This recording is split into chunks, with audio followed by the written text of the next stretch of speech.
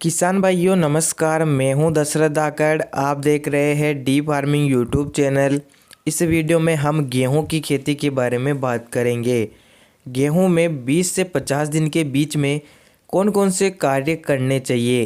किसान भाइयों, गेहूं की फसल जब 20 से 50 दिन के बीच में आती है तो इस समय गेहूं में टिलरिंग की स्टेज शुरू हो जाती है, यानी कि गेहूं में कल्ले निकलना शुरू हो जाते हैं। यह समय गेहूं में फुटाव का होता है।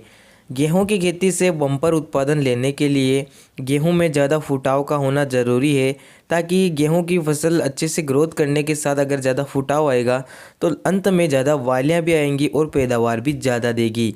इस वीडियो में मैं आपको बताने वाला हूं कि 20 से 50 दिन के बीच में गेहूं में आप कौन कौन से कार्य कर सकते हैं, जिससे गेहूं के उत्पादन को आसानी से बढ़ाया जा सकता है। पूरी जानकारी के लिए वीडियो को आखिर तक ज़रूर देखिए।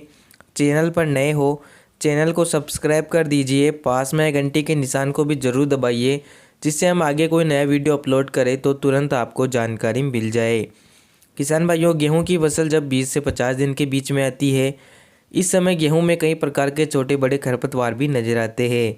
बहुत से किसान भाई सूखे खेत में गेहूं की बुवाई कर देते हैं, तो ऐसे फसलों में खरपतवारों का प्रकोप ज़्यादा होता है। और अगर आपने गेहूं की बुवाई पलेवा करने के बाद की है तो हो सकता है कि आपके खेत में खरपतवार का प्रकोप कम हो।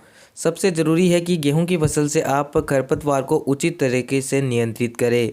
खरपतवार नियंत्रण के लिए मार्केट में रासायनिक दवाएं भी आती हैं, उनका प्रयोग भी आप कर सकते हैं। लेकिन रासायनिक दवाओं के प्रयोग से गेहूं की फसल को एक प्रकार सा झटका लगता है, जिससे गेहूं की ग्रोथ रुकती है और गेहूं में पीलापन भी आ सकता है।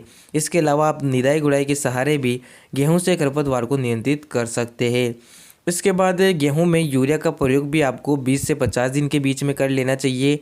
गेहूं में यूरिया का प्रयोग अगर आप शुरुआती स्टेज में करते हैं तो इसमें मौजूद नाइट्रोजन पौधे की ग्रोथ को आसानी से बढ़ाती है। पौधे की वेजिटेटिव ग्रोथ में नाइट्रोजन की महत्वपूर्ण भूमिका होती है, इसलिए आप गेहूं में जितना भी यूरिया देना चाहते हैं वो 50 दिन के पहले पहले ही दे सकते हैं।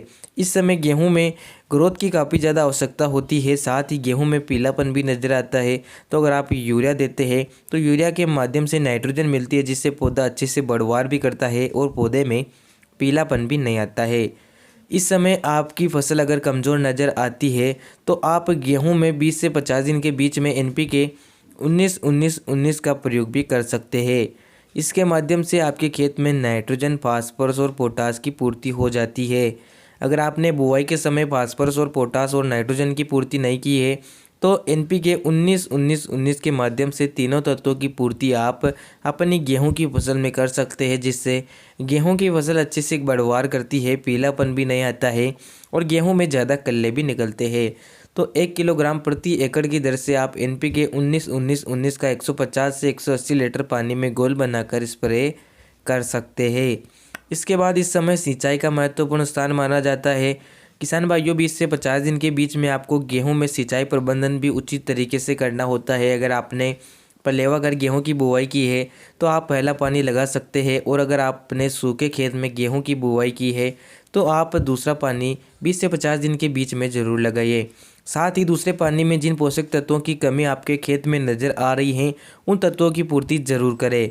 जो खाद आपने बुआई में दिए हैं उनके अलावा जो भी खाद उर्वरक आप अपने खेत में देना चाहते हैं, जिन पोषक तत्वों की कमी आपकी गेहूं की फसल में नज़र आ रही है तो उन पोषक तत्वों की पूर्ति आप 20 से 50 दिन के बीच में ही कर लें।